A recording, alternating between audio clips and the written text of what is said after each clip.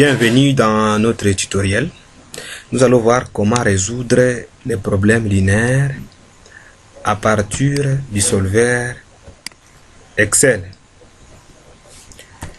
Avant de commencer, nous allons d'abord définir qu'est-ce qu'est un programme linéaire. Comment est-ce qu'un programme linéaire est défini? Un programme linéaire défini par des variables x1, x2 jusqu'à xn. Ça va jusqu'à xn parce qu'on ne sait pas le nombre de variables qu'on peut avoir dans une équation. Et la fonction objectif linéaire à optimiser, quels que soient les problèmes de minimisation ou de maximisation, est définie sous la forme suivante. Nous avons z qui est égal à 101 multiplié par x1 plus cd multiplié par x2 plus ainsi de suite jusqu'à cn multiplié par xn. Le C1 veut dire quoi? Le C1 veut dire le coût qui est associé pour la production du bien x1, tandis que CD, c'est le coût aussi qui est associé au bien xd, et ainsi de suite jusqu'à qn qui est associé au bien xn. Et les contraintes linéaires peuvent être exprimées sous forme d'égalité ou d'inégalité. Ça s'exprime sous forme d'égalité quand il s'agit de la représentation standard de la fonction des contraintes. Et ça s'exprime sous forme d'inégalité quand il s'agit de la forme canonique pure. Et nous avons la contrainte qui est exprimée sous forme d'inégalité. Nous avons 1, 1, 1. Ça veut, le premier 1 veut dire quoi? Veut dire que nous sommes à la première ligne, première colonne, multiplié par x1 plus a1, 2. Le deuxième indice veut dire que nous sommes déjà à la deuxième colonne, toujours à la première ligne, multiplié par x2, plus ainsi de suite jusqu'à a1, 1, multiplié par a1, n, parce qu'on ne sait pas, on sera à la quantième colonne, multiplié par xn,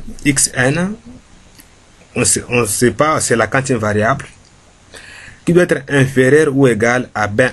Le B1, ça indique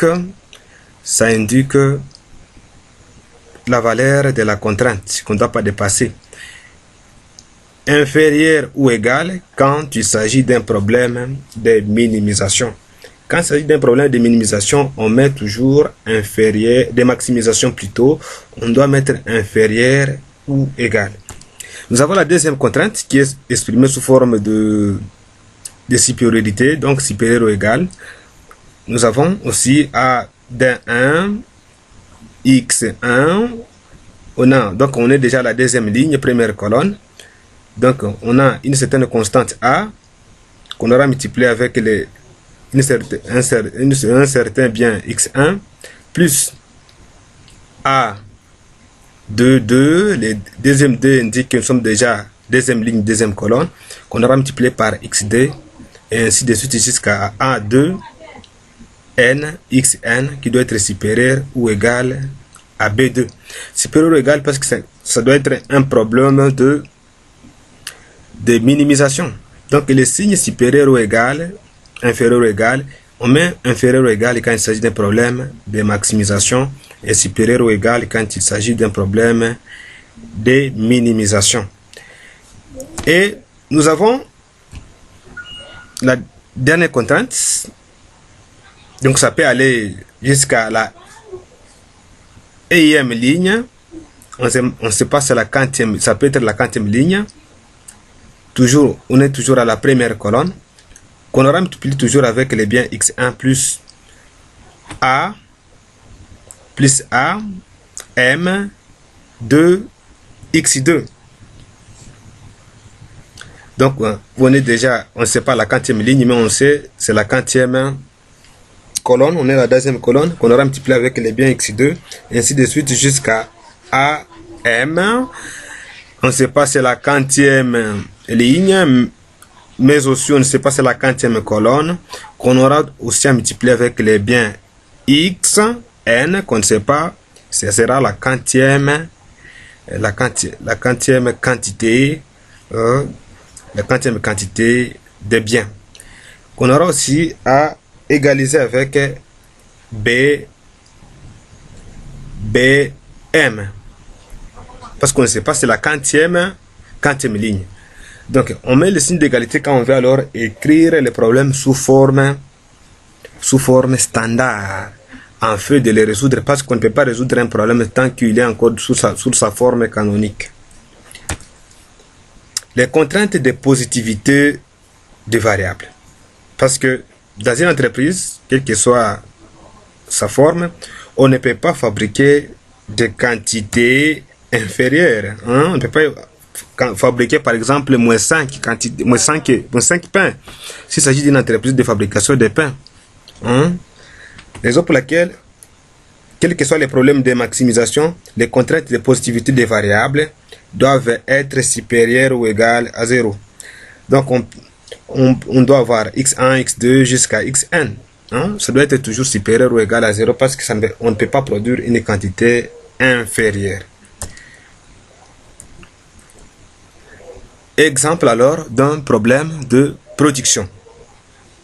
Une usine fabrique deux produits P1 et P2 nécessitant des ressources d'équipement, de main-d'œuvre et des matières premières disponibles en quantité limitée. Donc les quantités sont limitées. Ensuite, ces quantités-là sont données dans le petit tableau que voici. Nous avons les équipements, nous avons la main-d'œuvre, nous avons la matière première pour la fabrication. Pour produire les biens P1, on a besoin de 3 équipements, 4, ça peut être 4 heures de main-d'œuvre. Nous avons des matières premières. Et pour fabriquer les biens P2, on a besoin de 9 équipements, 5 heures de main-d'œuvre. On a aussi besoin d'une quantité de matières premières. Mais pour fabriquer, donc l'équipement est disponible seulement pour 81 heures. La main-d'œuvre aussi, 55, et la matière première est disponible sur seulement 20. P1 et P2 rapportent à la vente 6 francs et 4 francs par unité. Donc, pour la fabrication, pour fabriquer les biens P1, là, on prévoit que ça doit rapporter que ça doit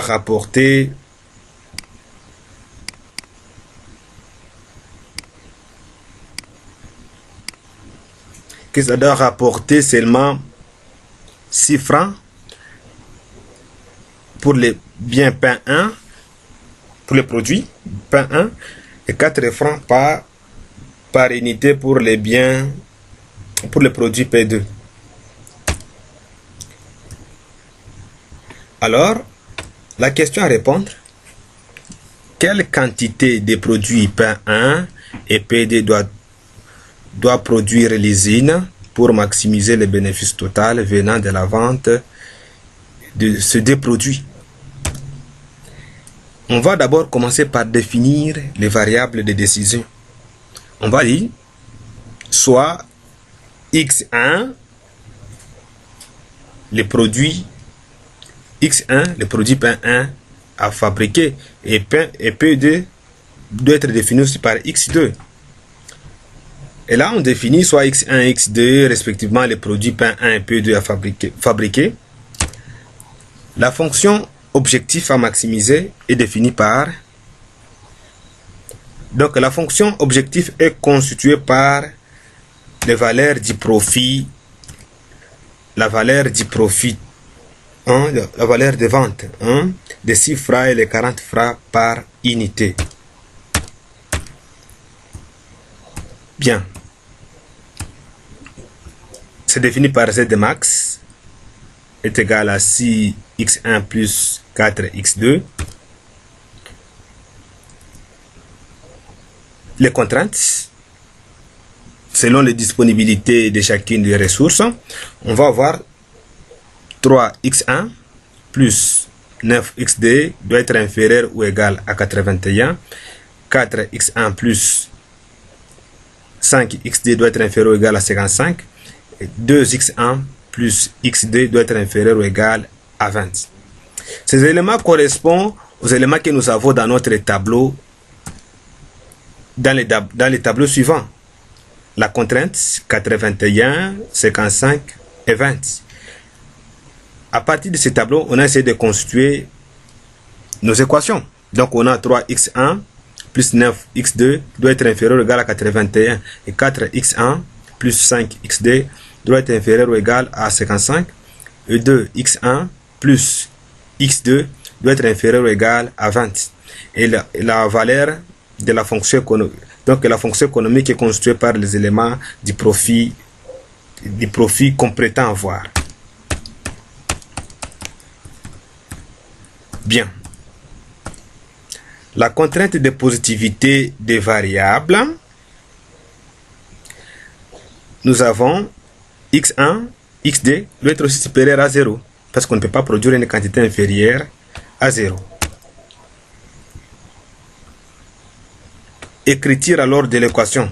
De manière mathématique, comment est-ce qu'on va écrire l'équation des productions? Comment on va modéliser ça? On va modéliser ça de la manière suivante. Donc là, on aura Z max, notre fonction économique, qui sera égale à 6x1 plus 4x2, sous contrainte de 3x1 plus 9x2 inférieur ou égal à 81, 4x1 plus 5x2 doit être inférieur ou égal à 55, 2x1 plus x2 doit être inférieur ou égal à 20. Nous avons notre contrainte de positivité des variables qui est égale à x1, x2 doit être supérieur ou égal à 0. Bien, résolution alors avec le solver. Sans pour autant tarder, nous lançons directement nous lançons Excel. Nous lançons directement Excel. Voilà. Pour ce faire, on doit d'abord vérifier si les solvers, parce que les solvers parfois n'est pas activé. On doit d'abord regarder si le solver est activé au niveau de Microsoft Excel. On a là sur onglet données. Quand on est là, on voit que le solver n'est pas là. Il faut alors configurer le solver, que ça soit aussi disponible dans les classeurs. Bien, pour ce faire, il faut aller sur onglet fichier avec celle qui utilise Office 2013, 2010. Doivent aller sur onglet fichier. Et celles qui utilisent 2007 encore, ils doivent aller sur le bouton Office. Ensuite, on va cliquer sur Options. En cliquant sur Options, une boîte de dialogue s'affiche. Il faut aller sur Complément parce que c'est un complément Excel qu'on doit seulement ajouter. On clique sur Complément. Et ensuite, on doit cliquer sur le bouton Atteindre. Une petite boîte de dialogue s'affiche. Et pour nous aussi, étant donné que le solver n'était pas configuré, on doit cocher alors l'option complément solver et ensuite on clique sur le bouton OK. En cliquant sur OK, nous allons voir, voilà, le solver vient d'apparaître dans notre feuille. Voilà, le solver est déjà là. Et pour ce faire, nous allons alors commencer par écrire nos variables. Nous allons écrire nos variables. Et nous avons combien de variables? Nous avons seulement deux variables. Nous avons x1 et nous avons aussi x1, x2. À l'initial, les deux variables doivent être égales à 0. Donc, on doit poser donc ces variables-là à 0. Donc x1 doit être égal à 0 et x2 doit être égal à 0. Et ensuite, nous allons définir nos contraintes. Définissons nos contraintes. Nous avons notre première contrainte. Notre première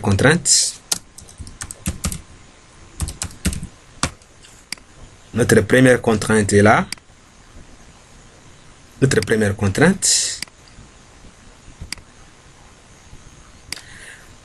Nous allons définir notre première contrainte. Ça sera égal à quoi? On doit toujours commencer par le signe égal. Ça sera égal à quoi? Ça sera égal à 3 à 3 qu'on aura multiplié. Donc les 3 correspond au 3 ici, qui est au niveau de la première contrainte.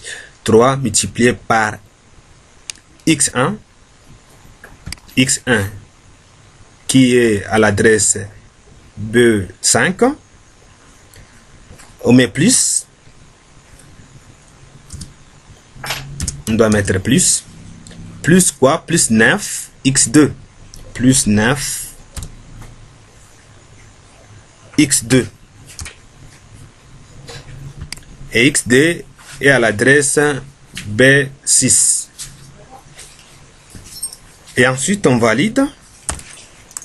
Ça va donner 0 parce que la valeur de x1, xd est égale à 0. Et ensuite ici à côté nous allons mettre la valeur de la contrainte qui est égale à 81.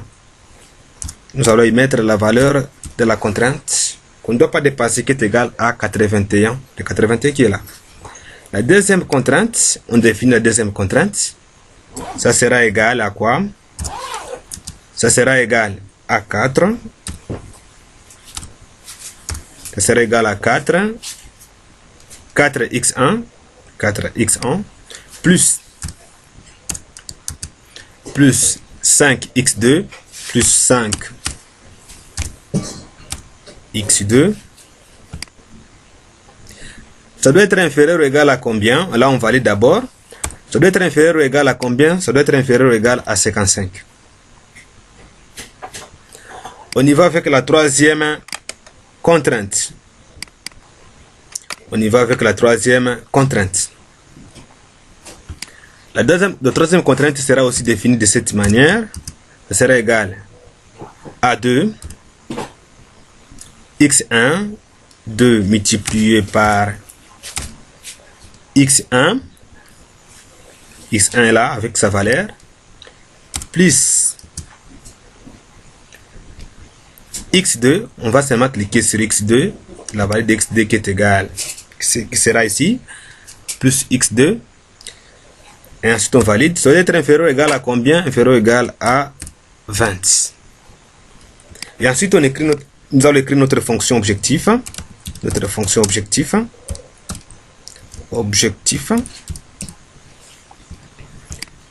C'est ici qu'on aura à mettre la valeur de la fonction objectif. On va d'abord définir la fonction objectif. La fonction objectif sera définie par quoi? Par 6x. On va mettre 6x. On clique sur x.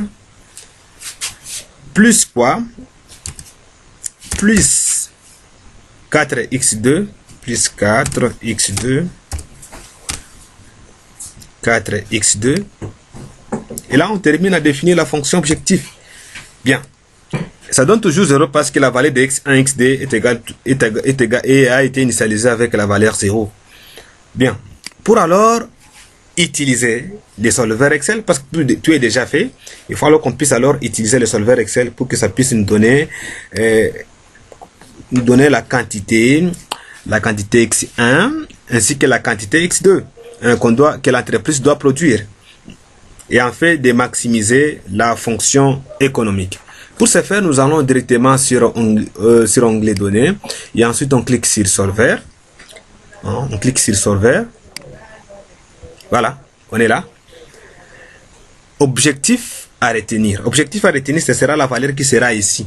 On doit cliquer ici et la cellule doit être figée au niveau de cette zone. Étant donné que c'est un problème de maximisation, on a toujours laissé cette option cochée. Si c'est un problème de minimisation, on devrait cocher ici. Bien, cellules variables. On doit alors définir les cellules variables. Les cellules variables correspondent aux valeurs aux valeurs de variables.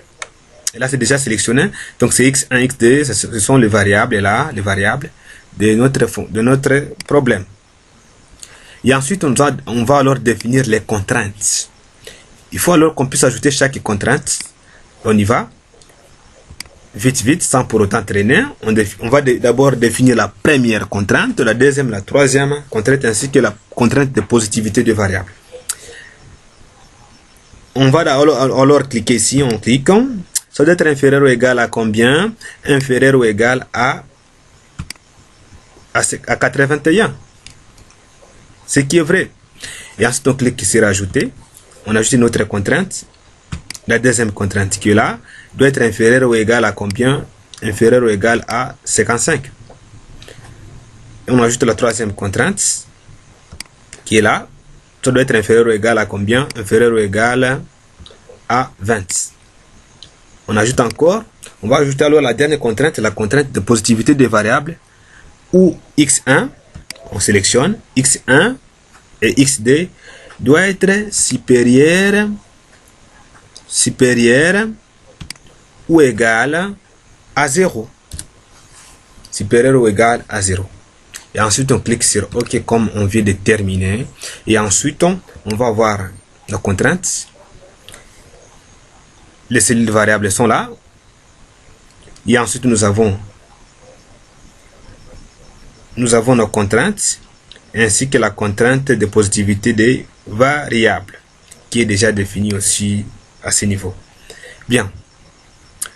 Nous allons alors ici sélectionner une résolution.